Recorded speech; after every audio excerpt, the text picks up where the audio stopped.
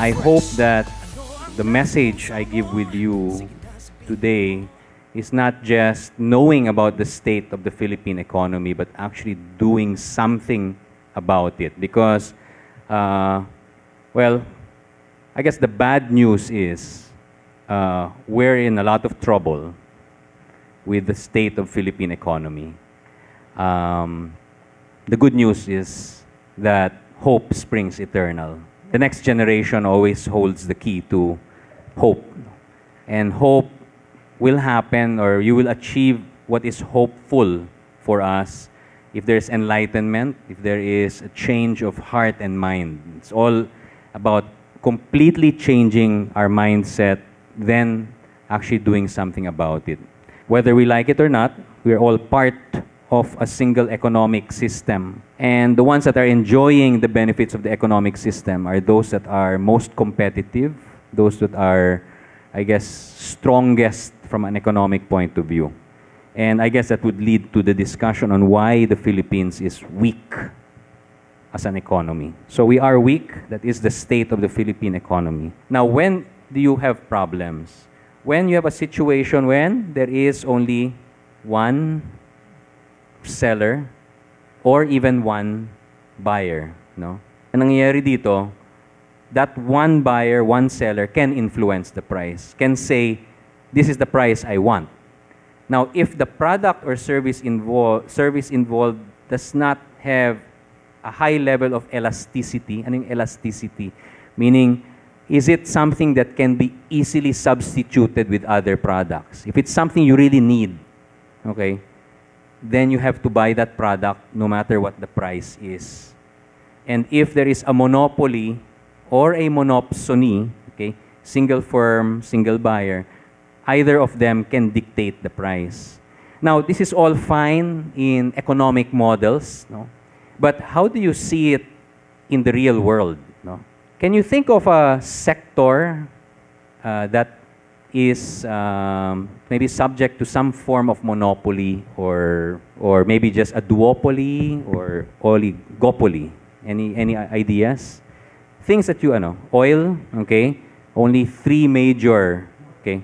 Fortune Tobacco, which just merged with Philip Morris, is only now controlling 95% of the market, no, of cigarettes. No? Not that we're promoting cigarettes, but it's the thought, it's the idea that they have become so powerful. No? Anything else? Have you heard of this news that PLDT is going to acquire Sun or Digital? No? Okay, what is the implication of that? PLDT or Smart will now have about 80% of the market basically in a two-firm market. No? And remember, having just one firm, okay, that's a monopoly, is already a threat. No? If they exercise what they call the abuse of dominance, that means they can either exclude competitors, they can set the price in an abusive manner, and basically we have no choice. We just have to pay what they want. The other situation is where you have competitors. No? But all of these competitors, because there is nobody watching over them, can actually get together. Okay, guys, let's have lunch, and then let's agree.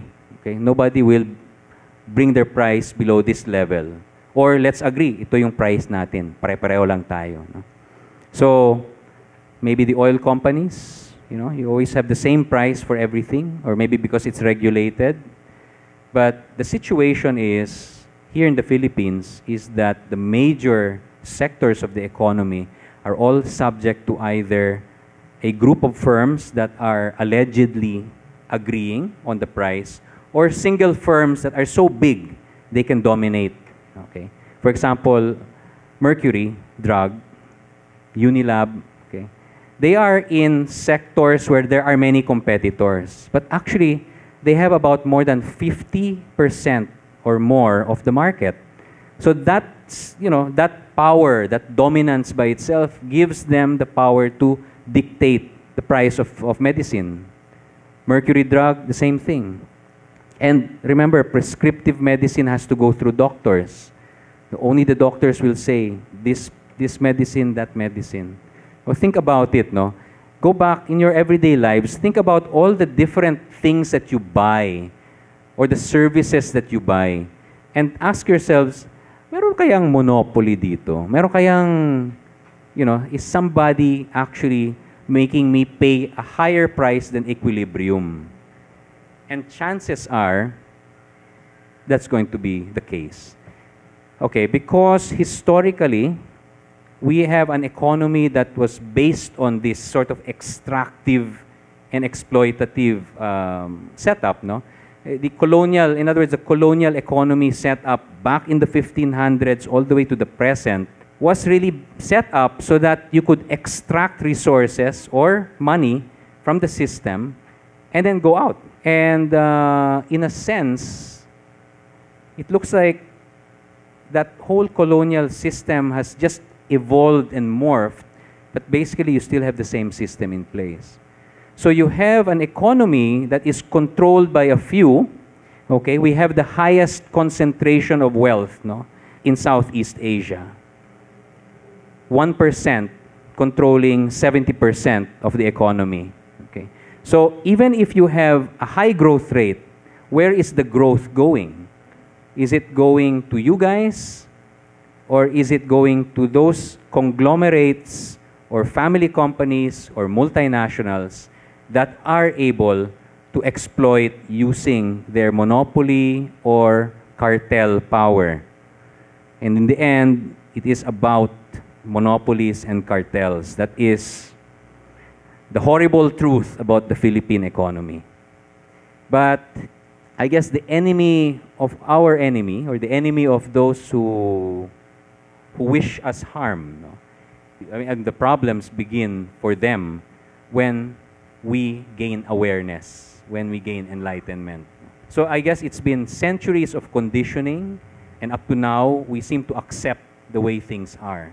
And that has weakened the Philippine economy. I mean, can you imagine centuries of this sort of system, no, in place? We are not able to complain, we are not able to file any cases against any of these monopolies and cartels.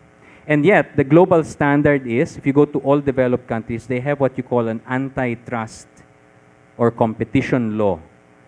Because we also recognize the fact that the main objective of business is profit. And you will gain that profit in whatever way you can. That is a good business person's point of view. And there is a book about well, basically, there's a management book that says that what is a CEO or a company actually out to do? It is actually out to achieve monopoly power. The same thing. Google wants to dominate.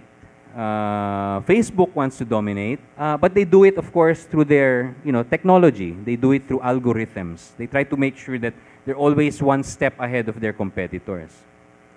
Here in the Philippines, we are not able to even reach that level because the government itself is endorsing or protecting these monopolies and cartels. And because of this weakness, we face a very serious threat when you face countries like China or the United States or EU or any other country for that matter. When they sense that we are so weak that we cannot stand up to them because we are not cohesive as a country, we are not strong. General Almonte said that there are 4 conditions that we must achieve, to face the China challenge. So number 1, we must come to terms with ourselves. We must build amongst us the infrastructure of nationhood. We must be able to answer the basic question of who we are. We must live the core values our forebears fought and died for: dignity, honor, freedom, justice, self-determination, hard work, discipline, tolerance, mutual caring, and compassion. We must become a people at peace with ourselves and with the world. Somebody asked an interesting question. Are we a nation? As you define a nation. We are a state, based on international law definition. But are we a nation? And do we buy into the whole concept of a national community? Do we actually buy the idea that we are the Philippines, the nation, the Philippines?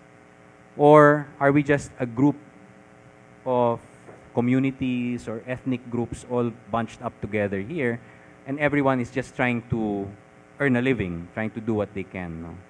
And that's important because maybe in the end, we could fight for it, we could die for it, but we have to actually make a decision that we are going to do that.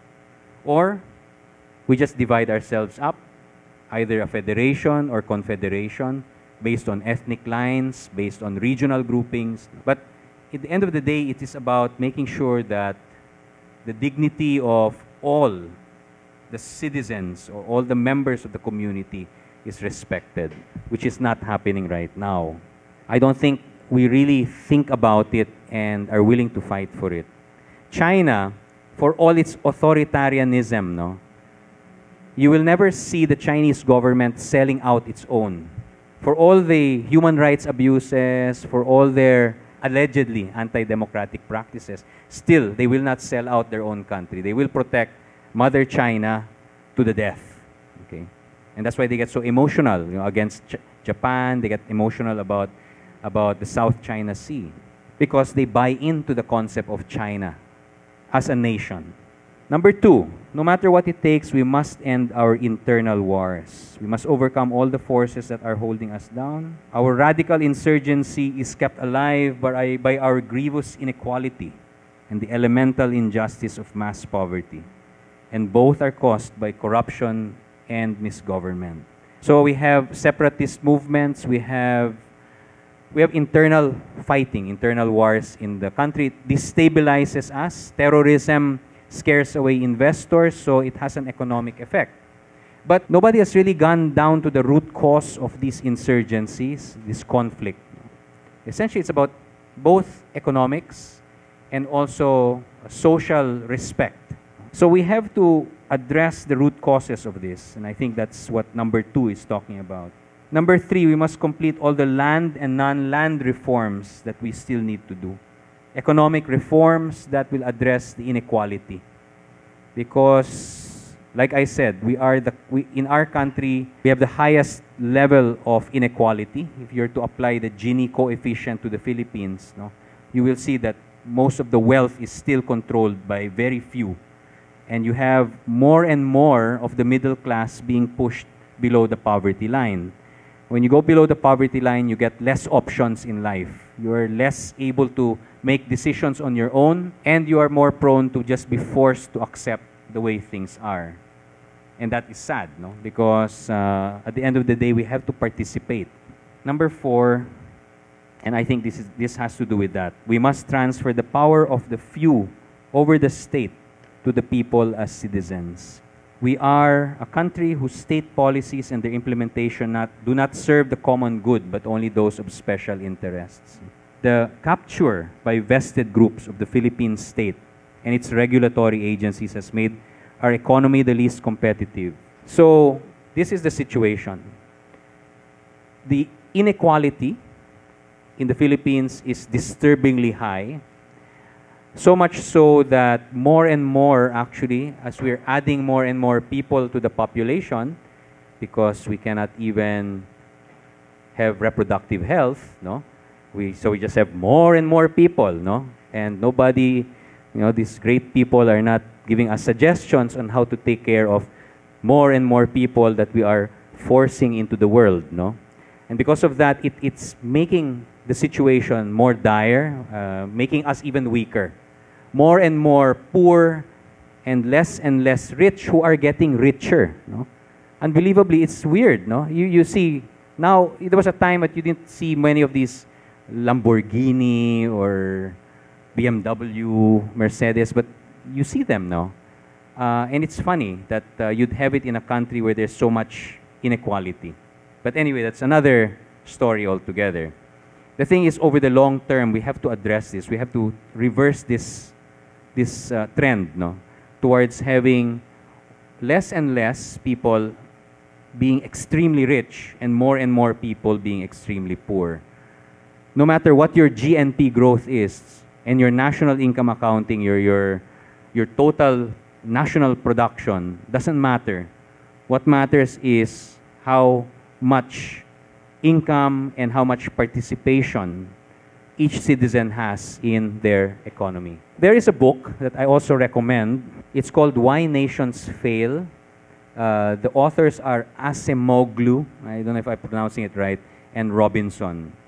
And interestingly, I'm just cutting straight to the summary or the conclusion is that the countries that are strongest from an economic point of view are those where more of its citizens, more of its people participate in creating wealth.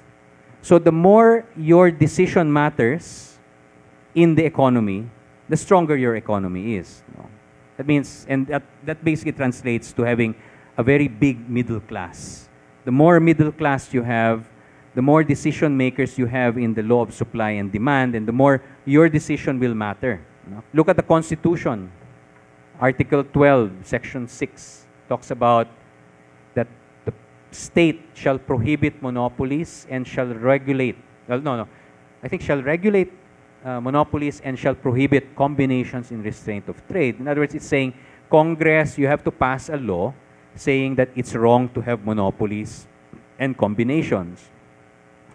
And we do have a criminal law, okay, Article 186 of the Revised Penal Code, which actually copies the Sherman Act. But since 1930, we've never used that law. Okay. So I don't know. It is maybe because it is difficult to criminally prosecute big business, because you're expecting the Department of Justice and the prosecutors to do it. Okay. Or maybe we have to have a law that is more administrative in character, that allows citizens to actually lodge complaints, to say, can you please investigate the oil companies? Can you please confirm that SM or SMC or whatever company is engaging in monopolistic practices, is abusing their dominant market position against the consumer? Okay. But to do that, you have to have an activist consumer group. So you see, in the competitive pricing model, the law of supply and demand, you have suppliers and consumers. And I think in the Philippines, supplier welfare or producer welfare is at an all-time high, while consumer welfare is the one that is suffering. That's where we have to tip the balance. Now, why do you need a law? Because, like I said, the natural tendency of business is to try and achieve monopoly power. And don't blame them for it. It's the nature of business. So private economic power, gone unchecked, will give you a country like the Philippines, where there is a dominance of the producers, there is a weakness of the consumers. They are actually able to influence business. In other words, they're actually able to influence politics. They're actually able to, either through contribution or either actually through their families participating in electoral politics, actually become part of the leadership and protect their monopoly or cartel position. And that is the situation of the Philippines from a microeconomic point of view. That is the state of the nation. I asked the gang if it's okay to be incendiary and subversive, but I guess that's as incendiary as I can get.